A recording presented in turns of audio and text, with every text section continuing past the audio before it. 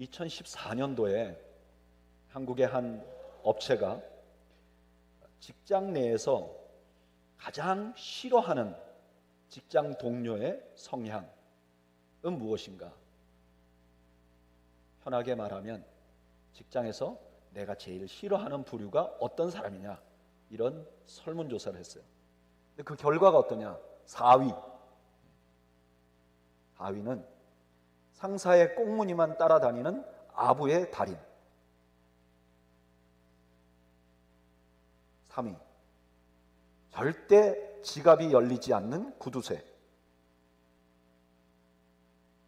2위, 입만 열면 욕하는 부정적인 사람. 이럴 때 계속 여러분들이 3번 동안 다른 사람을 생각하기가 쉽습니다. 1위는요, 본인밖에 모르는 이기적인 사람. 다 싫어한다는 거예요. 그런데 오늘 본문에 바로 그런 사람이 등장합니다. 오늘 본문은요, 야곱과 에서가 만나기 직전의 상황이 배경입니다. 야곱은요, 그의 형 에서를 만나기 전에 전체를 둘로 나눕니다. 자기 가족, 자기 재산을 둘로 나눠요. 32장 7절, 야곱이 심히 두려워하고 답답하여 자기와 함께한 동행자와 양과 소와 낙타를 두 떼로 나누고 둘로 나눴어요. 근데 이렇게 둘로 나눈 이유를 이렇게 설명합니다. 8절, 이르되 에서가 와서 한 떼를 치면 남은 한 떼는 피하리라 하고. 둘로 나눴는데 이유가 앞에 보낸 것을 에서가 죽이면 뒤에 있는 거라도 살리기 위해서 그랬다는 거예요. 근데 그 다음에 뭐라고 하느냐, 21절에서 23절까지 그 예물들은 그의 앞서 보내고 그는 무리 가운데 밤을 지내다가 밤에 일어나 두 아내와 두 여종과 11 아들을 인도하여 야복 나루를 건널세 그들을 인도하여 시내를 건너게 하며 그의 소유도 건너가게 하고 자기는 홀로 남은 거예요. 이게 무슨 뜻이죠? 다 죽더라도 나는 살겠다. 아주 지독하게 이기적인 사람이죠. 근데 여러분, 이 모습이 야곱의 자화상입니다. 야곱은요, 항상 자기만 생각했어요. 형의 입장은 요만큼도 생각하지 않고 자신이 장자가 되기를 원했어요. 아버지의 입장은 한 번도 생각하지 않고 아버지를 속여서 축복받으려고 했어요. 외삼촌과의 논쟁에도 보면요, 사실 외삼촌이 야곱을 못되게 한 건 사실이에요. 그런데 사실 외삼촌 라반이 야곱을 받아준 것도 사실이잖아요. 근데 야곱은 절대로 그런 말을 하지 않습니다. 본인이 피해본 것만 생각해요. 심지어 야곱은 베델에서 하나님을 만났는데도요, 그의 관심은 오직 자기의 안녕뿐이에요. 28장 20절에서 22절에 보면 야곱이 이렇게 말해요. 야곱이 소원하여 이르되 하나님이 나와 함께 계셔서 내가 가는 길에 나를 지키시고 내가 평안히 아버지 집으로 돌아오게 하시오면.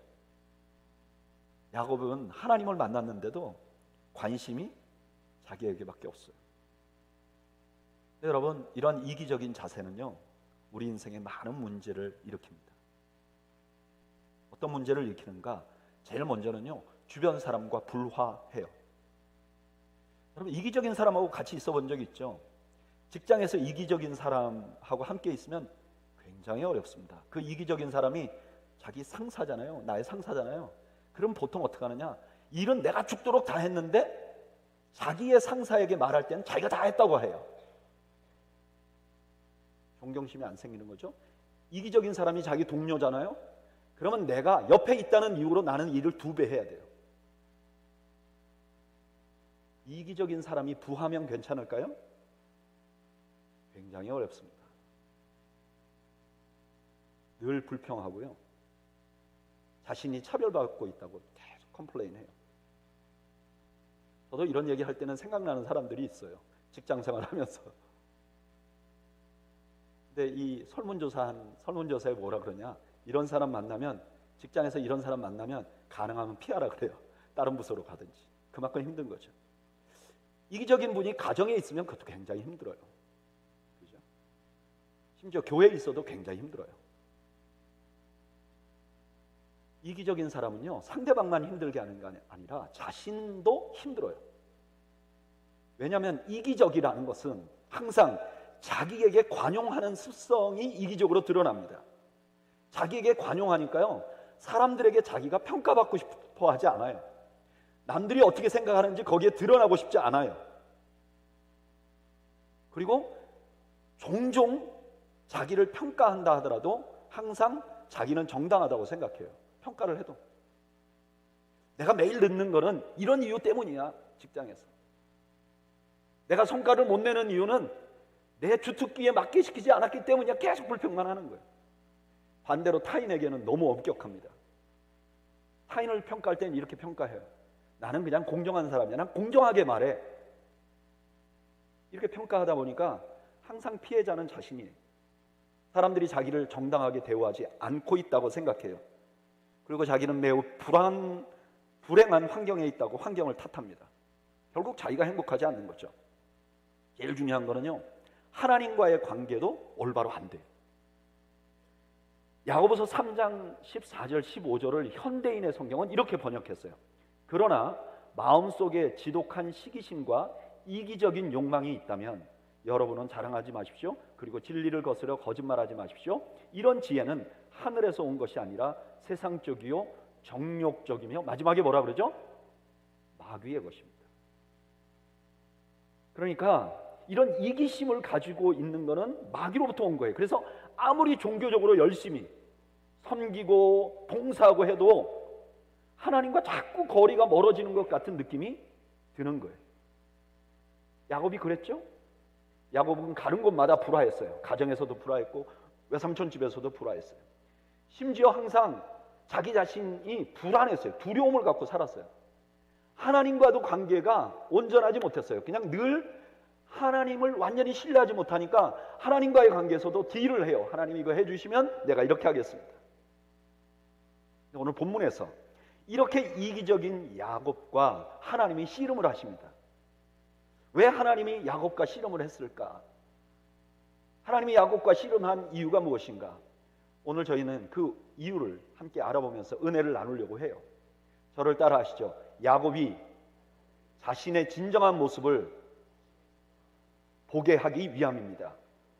하나님이 야곱과 씨름한 이유가, 하나님은 야곱이 자신의 진정한 모습을 보기를 원했어요. 22절에 보면 이렇게 말합니다. 밤에 일어나 두 아내와 두 여종과 11 아들을 인도하여 야복 나루를 건널세.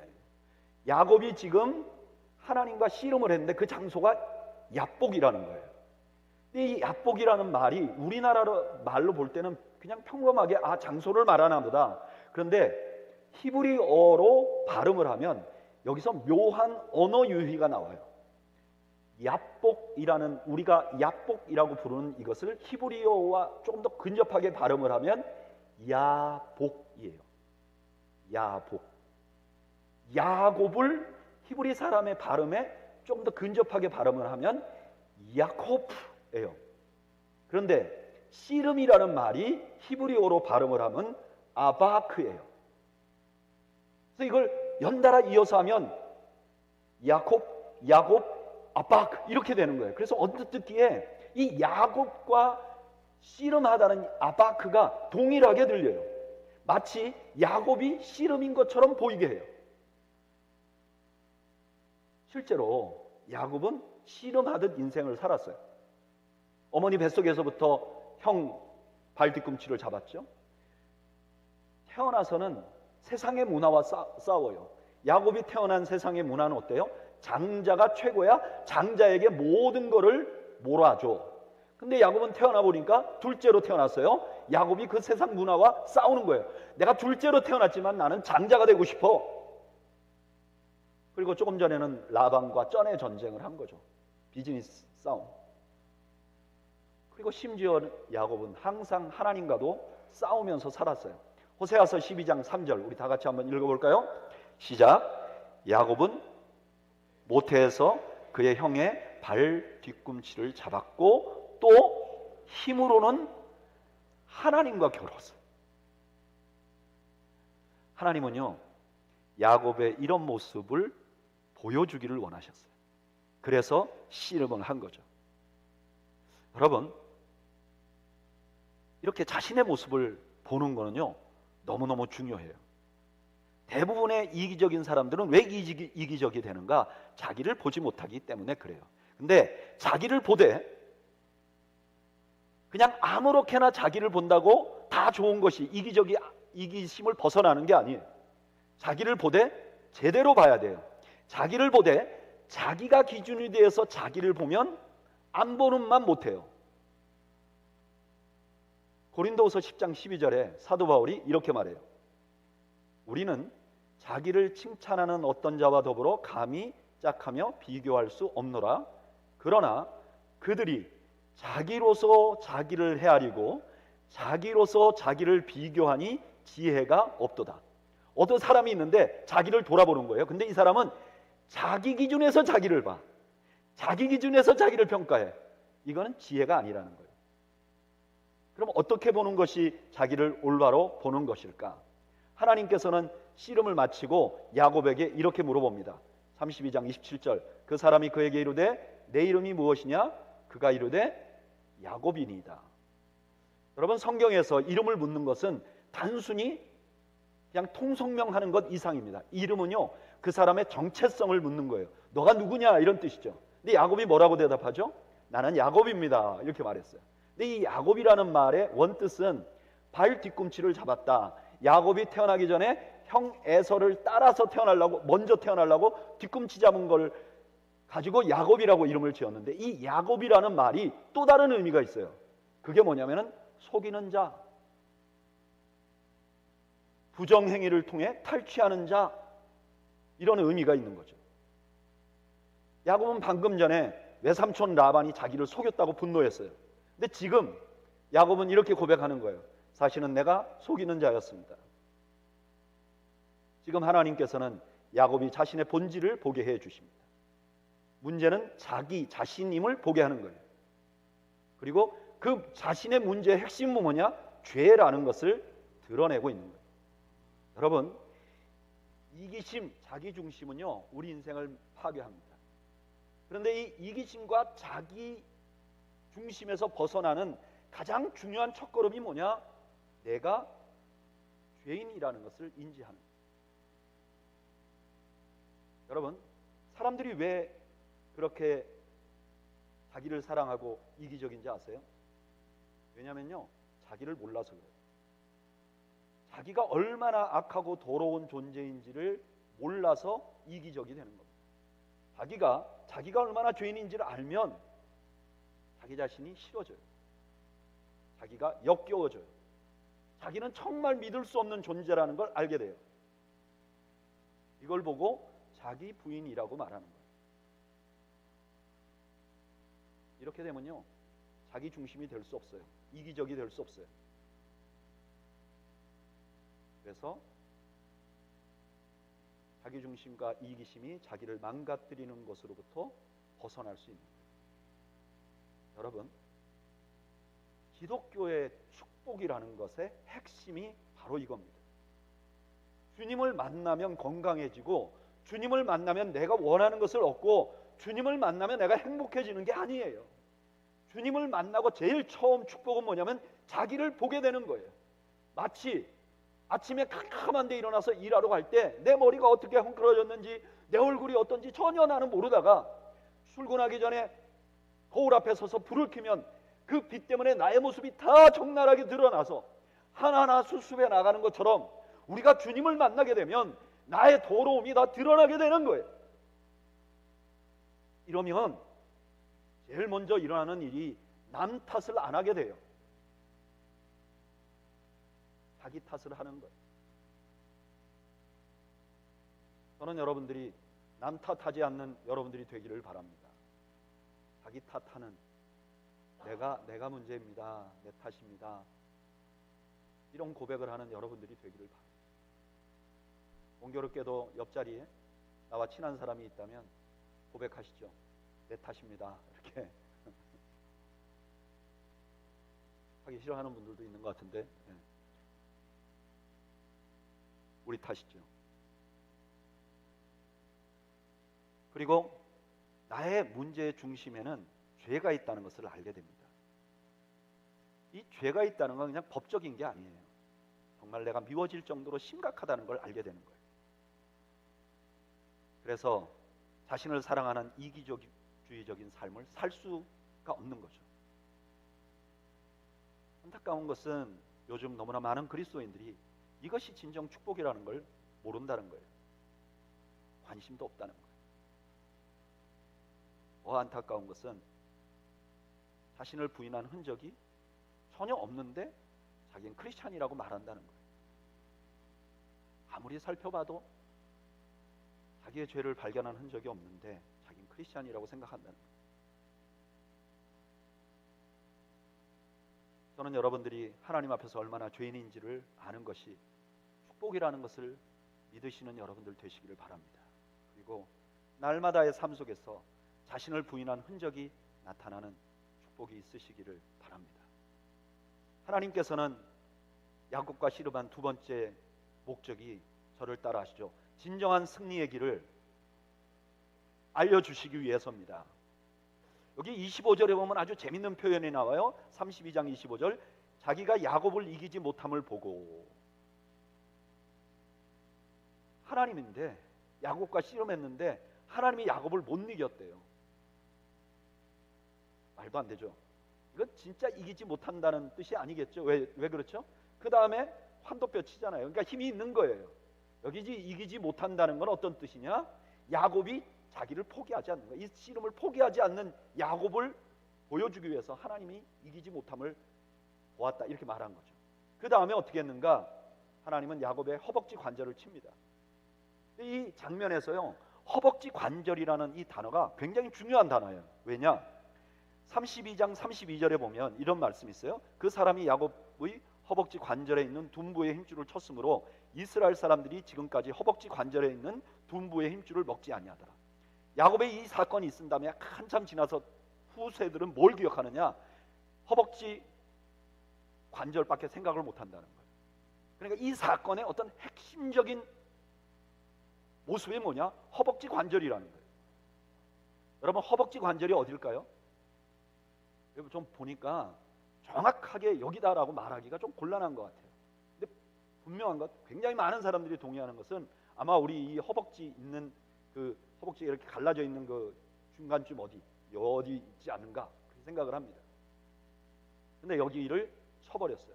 그래서 위골이 된 거죠. 어긋나 버린 거죠. 이 허벅지 관절이라는 건 어떤 것이냐?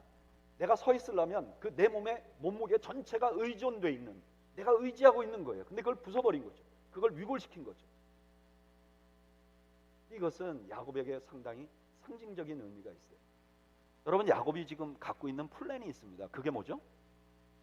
때를 둘로 나눠서 1차 보내서 그 다음에 2차 보내서 형이 죽이고자 하면 나라도 도망가야지. 근데 지금 씨름하면서 허벅지 관절이 부러져 버렸어요. 그럼 어떻게 되죠? 이제 다 도망가도 자기만 못 도망가는 거죠. 자기의 계획이 다 망가진 거예요. 이렇게 야곱이 의존하고 있던 계획이 다 망가진 다음에 하나님이 이렇게 말씀하십니다. 32장 26절에 그가 이르되 날이 세려하니 나로 가게 하라. 저는 이것도 좀 이해가 안 됐어요. 하나님이 도깨비도 아니고 말이죠. 날 새는데 왜 가라고 했을까? 하나님이 어떤 때 낮에도 나타나시잖아요. 근데 왜 날 새는데 가려고 했을까? 정확하게 답은 알 수 없지만 제가 그냥 이 본문을 전체 놓고 보면 하나님께서 끝까지 자기 이름을 말씀 안 하세요. 그리고 처음 나타나는 것도 밤에 나타나셨어요.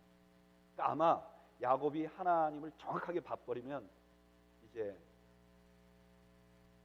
하나님을 제대로 알 수도 없고, 또 그렇게 하는 것은 굉장히 위험한 일이잖아요. 그래서 하나님의 얼굴을 가리기 위해서 밤에 이렇게 해가 뜨기 전에 가려고 하신 거 아닌가? 그런데 야곱이 그 사람에게 가려고 하니까 뭐라 그랬느냐? 당신이 내게 축복하지 아니하면 가게 하지 아니하겠나이다. 야곱은 옛날부터 축복을 좋아했어요. 근데 이제까지의 축복을 구하는 것과 요거는 조금 달라요. 이제까지는 야곱이 어땠느냐? 자기 계획이 다 있었어요. 자기가 플랜이 있었어요. 그런데 그 플랜에 하나님이 도와주시기를 기대한 거예요. 근데 지금 여기서 축복해달라는 건 뭐냐? 이제 자기 플랜이 다 없어진 거예요. 자기는 아무것도 할 수 없는 상황이 됐어요. 오직 의지할 게 뭐냐? 하나님밖에 없다는 거예요. 하나님이 복 주시면 내가 살고, 축복 안 하시면 나는 끝이다라고 말하는 거예요. 바로 그런 야곱에게 하나님이 뭐라고 말씀하셨는가? 32장 27절 28절 그 사람이 그에게 이르되 내 이름이 무엇이냐? 그가 이르되 야곱이니이다. 그가 이르되 내 이름을 다시는 야곱이라 부를 것이 아니요 이스라엘이라 부를 것이니 이는 내가 하나님과 및 사람들과 겨루어 이겼습니다. 너 이제부터 이스라엘이라고 부를 거야. 왜냐? 너가 이겼기 때문이야. 이렇게 말합니다. 지금까지 하나님께서는 야곱이 자기 자신이 문제라는 걸 보여줬어요. 그리고 자기가 얼마나 무능력한지 그 야곱의 계획을 다 부수셨어요. 그리고 그 다음에 뭘 알려주셨느냐? 진정한 승리의 길이 무엇인지 알려주셨어요. 진정한 승리의 길은 뭐냐? 자기를 부인하고 하나님께만 매달리는 것, 이것이 진정한 승리의 길이라는 것을 알려주는 거예요. 이제까지 야곱은요, 자기 중심적 이기주의로 자기를 만족하게 하기 위해서 몸부림쳐 왔어요. 이게 이기는 길이라고 생각했어요. 이 사람은 장자의 권한을 가지면 이기는 거라고 생각했어요.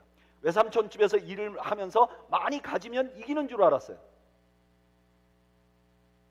그런데 오늘 본문에서 하나님은 진정으로 승리하는 길은 자신이 죽는 길, 자신을 부인하는 길이라는 것, 자기의 무능력을 고백하고 아무것도 할 수 없다는 것을 고백하는 길임을 알려주는 거예요.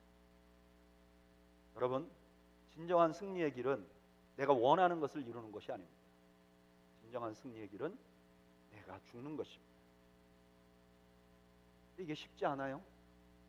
왜냐하면 우리는 본성적으로 악해서 내가 계획하고 내가 원하는 걸 하길 원해. 그래서 하와도 선악과를 따먹은 거잖아요. 이걸 부인하는 것 자체가 굉장히 어렵습니다. 더 어려운 것은 이게 너무 불안해요. 상대방이 나에게 어떻게 말했을 때 내가 탁 받아치면 좋은데 상대방이 나에게 어떻게 말했을 때 그냥 나를 죽이는 거, 이게 굉장히 어렵습니다. 그리고 세상에서는 그렇게 하면 너 바보 돼, 이런 인식이 깔려 있어서 그렇게 하기가 너무너무 어려워요. 너무 어려우니까 우리 주님께서 이렇게 말씀하신 거죠. 내가 진실로 진실로 너희에게 이르노니 한 알의 밀이 땅에 떨어져 죽지 아니하면 한 알 그대로 있고 죽으면 많은 열매를 맺느니라. 예수님이 이렇게 말하는 거죠. 불안해하지 마. 자연을 봐. 자연에 보면 죽어야 열매를 많이 맺잖아. 여러분, 내가 죽는 길이 승리하는 길임을 여러분 믿으시길 바래요. 근데 이것은 그냥 믿음의 영역이 아니라 실제 살아보면 그래요. 세상이 그래요. 제가 한번 여러분들에게 제안을 해보죠. 여러분들이 지금부터요 6개월 동안, 앞으로 6개월 동안 여러분들이 하고 싶은 대로 살아보세요. 내가 하고 싶은 행동을 눈치 보지 말고 해보세요. 내가 하고 싶은 건 다 해. 내가 누군가에게 하고 싶은 말 있잖아요. 가서 다 해보세요. 내 속에 있는 거 다 얘기해보세요. 그리고 누구와 논쟁을 하든 그 논쟁에서 다 이겨보세요. 지나가는 사람에게 트럼프가 좋아, 바이든이 좋아 이러고선 한번 논쟁을 해보세요. 그리고 여러분들이 이겨보세요. 제가 확신하는데요, 6개월 안에 여러분들은 외톨이가 될 겁니다. 여러분들 주변에 아무도 없을 거예요. 반대로 누군가를 섬겨보세요. 6개월 동안 아무도 모르게 그분에게 호의를 베풀어 보세요. 우영우에게 봄날의 햇살이 하듯이 보이는 친절, 보이지 않는 친절을 보여보세요. 누구와 만나서 대화하든 논쟁하지 말고 격려해 보세요. 6개월 지나면요, 여러분들 주변에 사람들이 있을 겁니다. 세상 사람들도 이건 다 믿을 수 있는 일이에요. 그런데 하나님을 믿는, 예수 그리스도를 믿는 우리는 반드시 믿어야만 해요. 왜? 골로새서 2장 15절 통치자들과 권세들이 무력화하여 드러내요 구경거리로 삼으시고 십자가로 그들을 이기셨느니라. 우리를 구원한 거 어떻게 구원했느냐? 십자가로 예수님이 죽으심으로 승리한 거예요. 그래서 내가 구원받은 거예요. 내가 구원받기는 죽어서 승리했다고 말하고 살 때는 내가 이겨야, 저를 밟아야 승리한다고 생각하면 절대로 믿음이 없는 사람이죠. 여러분, 이기는 가장 좋은 방법은 내가 죽는 것입니다. 그래서 예수님의 제자들은 자기를 부인하는 싸움을 해야 되죠. 우리의 싸움은 혈과 육에 대한 것이 아니죠.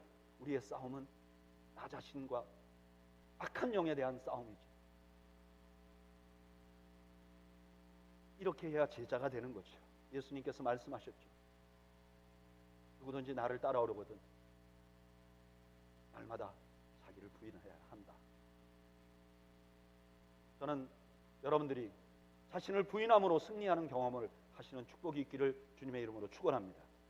마지막으로 하나님께서 야곱과 씨름한 마지막 이유, 저를 따라 하시죠. 진정한 축복된 삶은 어떤 것인지를 알려주기 위함입니다. 32장 29절에 보면 야곱이 청하여 이르되 당신의 이름을 알려주소서. 야곱이 이제 하나님께 이름을 알려달라고 그래요. 근데 하나님이 이름을 알려주지 않습니다. 이 본문에는 좀 이해하기가 어려운 말이 너무 많아요. 아니 왜 하나님은 자신의 이름을 알려주지 않았을까? 주석을 많이 찾아봤는데요, 학자들도 답이 없어요.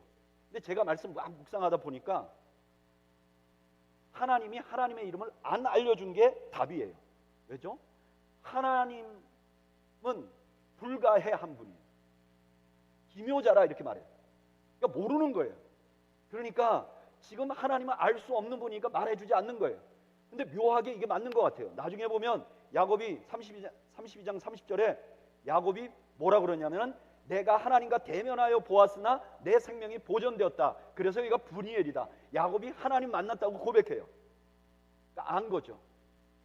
여러분, 야곱은요 항상 관심이 자기 자신이었어요.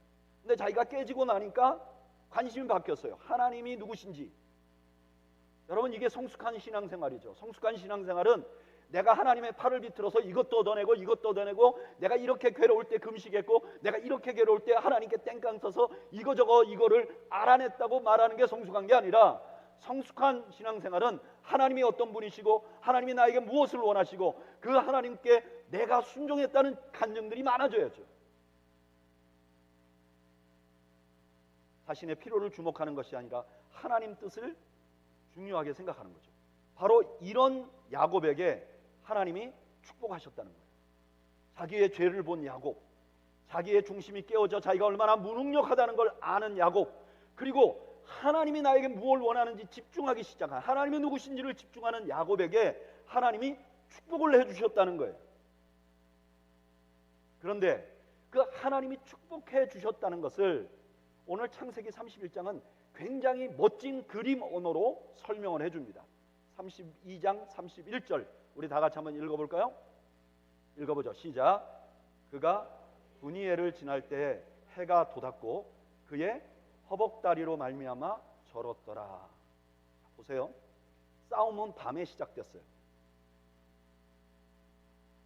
밤은 지금 야곱이 처한 인생의 모습을 보여줍니다. 절망스럽죠. 뒤로 가면 외삼촌이 있고 앞으로 가면 형이 있고 둘 다 죽이려고 하고. 지금 야곱의 상황은 밤이에요. 지금 밤이라는 건 야곱의 상황을 보여주는 거예요. 야곱은 그 상황을 벗어나기 위해서 지금 씨름을 합니다. 이게 야곱이 살아오던 방법이었어요. 자기에게 둘째로 태어난 자기, 남의 집에서 일을 하는 자기의 이 깜깜한 자기 현실을 극복하기 위해서 싸웠어요. 싸우면서 살았어요.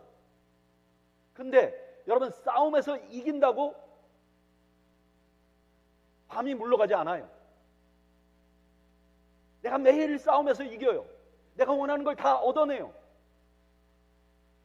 그렇다고 밤이 물러가지 않아요. 여러분, 밤이 물러가려면 어떻게 해야 되죠? 해가 떠야죠.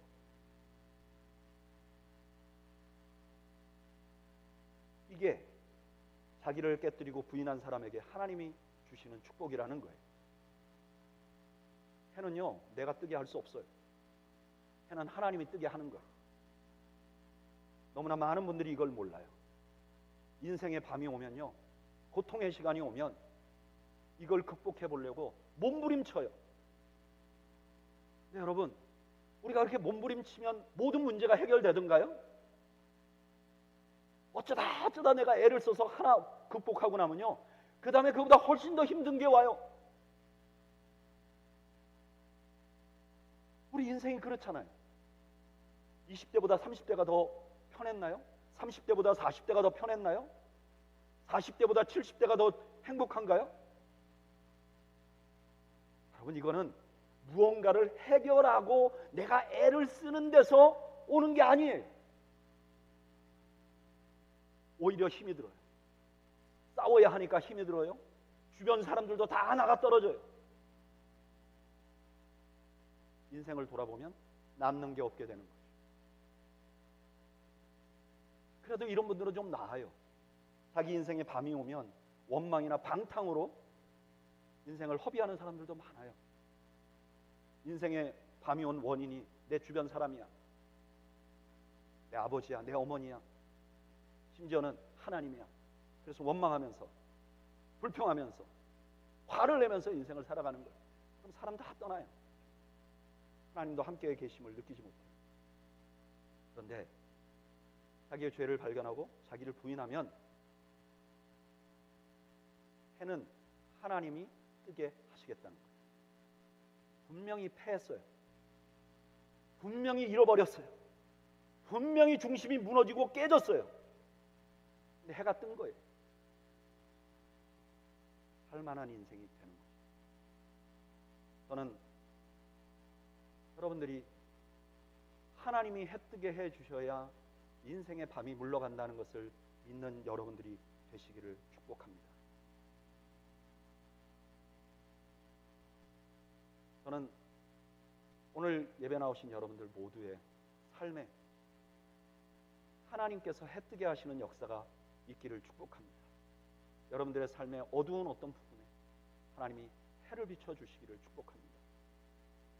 우리 인생 우리 마음대로 안 되잖아요. 애쓴다고 되는 게 아니잖아요. 저는 우리 더웨이 교회도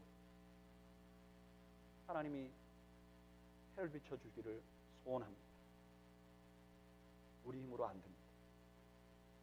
우리 교회 이제까지도 우리 힘으로 못 왔습니다. 저도 하나님께서 비춰주시는 힘으로 가기를 원합니다. 오늘 예배 나오신 여러분들 중에서 자기 중심주의, 이기주의 때문에 고통스러운 삶을 살고 계십니까? 계시는 분들이 계십니까? 아니면 뭐가 내 인생 내 마음대로 안 돼서 괴로우신 분들 계세요?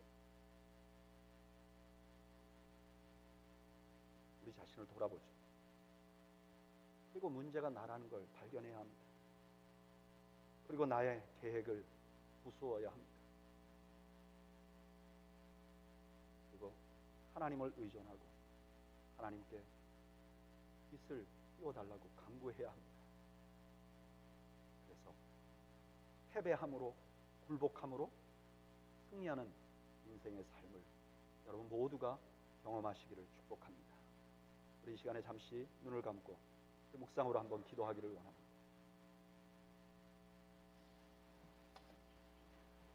여러분, 때때로 우리 인생은 아주 캄캄한 밤 같은 상황을 만나기도 합니다. 어떤 때는요, 내 인생 전체가 캄캄하진 않지만 내 인생의 어떤 부분, 어두운 부분만 생각하면 가슴이 콱콱 막히는 것 같은 경험을 할 때가 있습니다. 그리고 그것이 내 힘으로 안 되는 것이 확실한, 그런데도 내가 그것을 이겨보려고 이때까지 몸부림치며 살아오신 분들이 계실 겁니다. 그래서 지치고, 그래서 힘들고, 그래서 주변 사람들 없이 나 혼자서 하나님 앞에 독대해야 되는 외로움,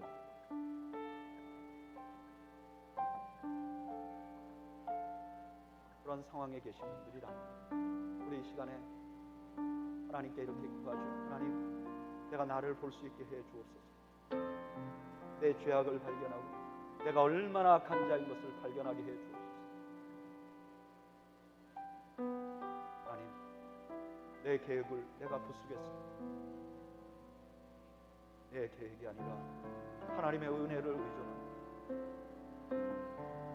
그리고 하나님, 내가 죽음으로 승리하는 경험을 내 인생에 하며 살기를 원합니다. 우리 잠시 하나님 앞에 함께 기도하기를 원합니다. 함께 기도하겠습니다.